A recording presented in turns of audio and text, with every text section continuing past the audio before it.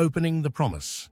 Imagine a system designed to unlock potential, to ensure that everyone, regardless of disability, can contribute their talents to the workforce. In the UK, that system is called Access to Work, or ATW. It's a publicly funded scheme, a discretionary grant, meant to provide vital practical and financial support for disability-related needs in the workplace. The reality, a system failing. But what if that very system, intended to empower, is instead creating immense hardship? A recent collective voice representing over 250 disabled workers, employers, and support providers has delivered a stark message. The system is failing. This isn't just about job support. It's about people losing everything. Our research reveals a critical disconnect between the scheme's noble intentions and its harsh reality. It's a story of bureaucracy, delays, and devastating human cost. Systemic failure 1. Protracted delays and bureaucracy. The most damaging issue is the sheer length of delays. We're talking months, even years. The Department for Work and Pensions, the DWP, admits support is failing disabled people left in limbo. As of October 2024, there were 55,000 outstanding applications, with some waiting over 6 months for assessments. The longest recorded wait, a staggering 254 working days, nearly a full year. This isn't just slow, it's a crisis. The backlog is escalating from under 25,000 in January 2024 to over 36,000 by May 2024. The DWP blames an enormous surge in applications, admitting the system is not in good shape. A major culprit?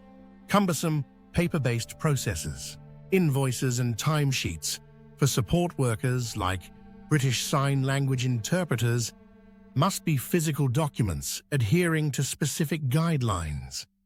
Even minor errors lead to non-payment and further delays, often without the client even being notified. This bureaucracy is literally ending careers. Systemic failure 2, financial hardship, and personal devastation. The human cost is devastating. Long delays mean people can't start work, are forced to leave jobs they love, or even shut down businesses they've built. One MP highlighted a constituent who lost a job offer entirely due to ATW delays. Disabled individuals are going into debt to cover costs ATW agreed to pay, but hasn't. They find themselves thousands of pounds in arrears, leading to impoverishment. Mortgage applications fall through because people can't prove a stable income. This financial strain fuels a profound mental health crisis. People are burning out, breaking down, and dropping out of work. Some have lost their homes. Others have come close to losing their lives. Financial anxiety is at an all-time high, directly impacting mental well-being. Systemic failure 3, crisis in support provision. The scheme's integrity is further compromised by a crisis in support provision. Support workers and interpreters are leaving due to late payments and rates so low they fall below minimum wage, an illegal practice. BSL interpreters, for example, face payment delays of up to 2 to 3 months and are owed thousands of pounds. The DWP's fixed rate of around 18 per hour for BSL interpreters is well below the market average of 35 per hour. This doesn't cover their training, insurance, or lack of sick holiday pay. The result? An increasing number of communication professionals refusing to work with ATW clients, making it extremely difficult for some deaf people to access the provision they need.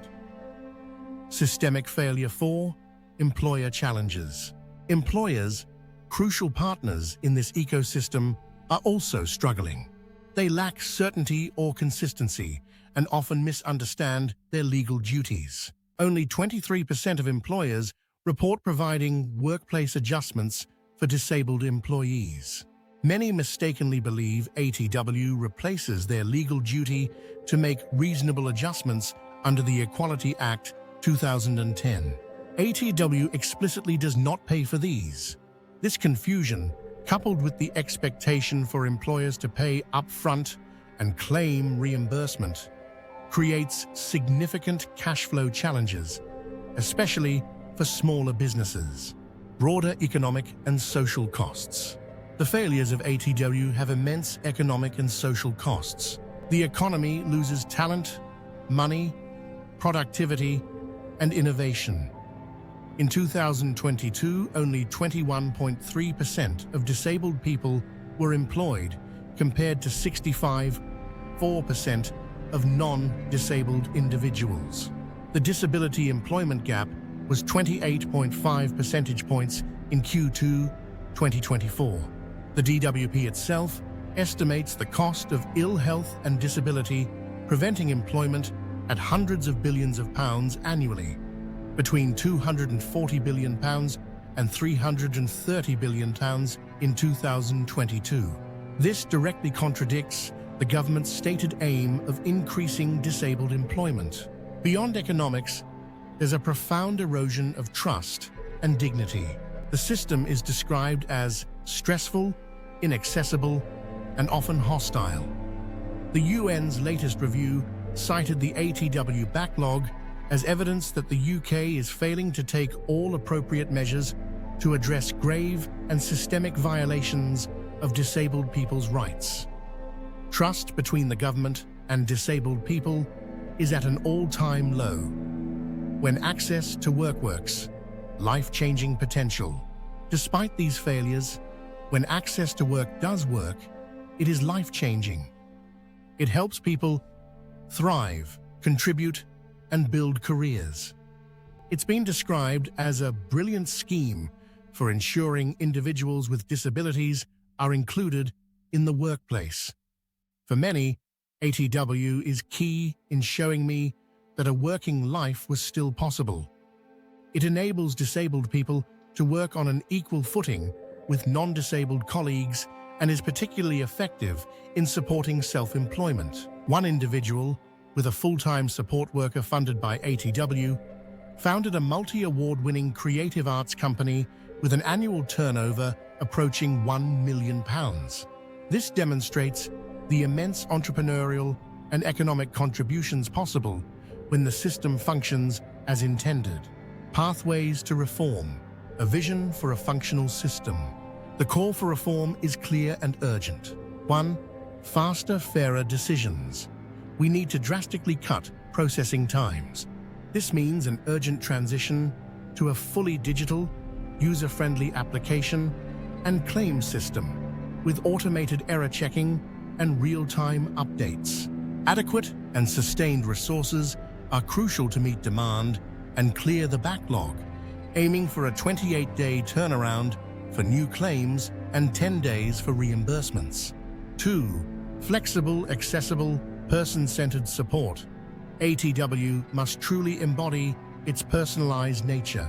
This includes promoting flexible and remote work options and embracing digital accessibility for services, including app-based interfaces and AI-guided support.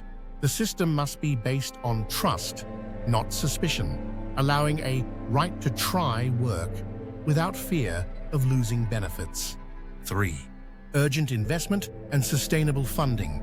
The DWP acknowledges ATW is likely to be unsustainable due to high demand, while expenditure is forecast to rise to £712 million by 2029-30 and recipients to 84,000. This growth is based on current policy.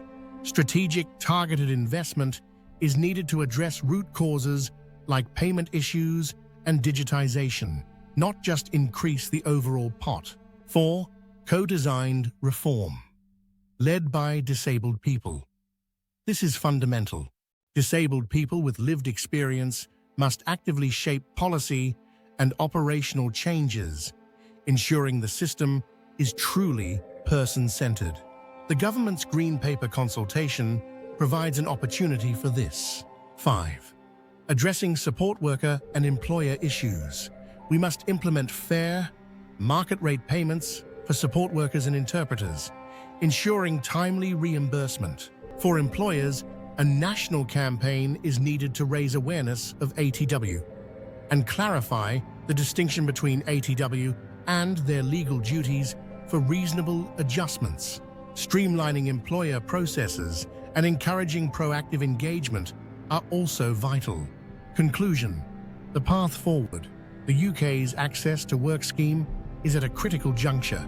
Its failures are causing immense personal suffering and significant economic loss. But its proven potential for life-changing impact demands urgent, comprehensive reform. This is not just about administrative fixes, it's about dignity, equity, and the fundamental right to work for all disabled people. By investing wisely, streamlining processes, and truly listening to those it serves, Access to Work can fulfill its promise and become the powerful enabler it was always meant to be. The time for transformative change is now.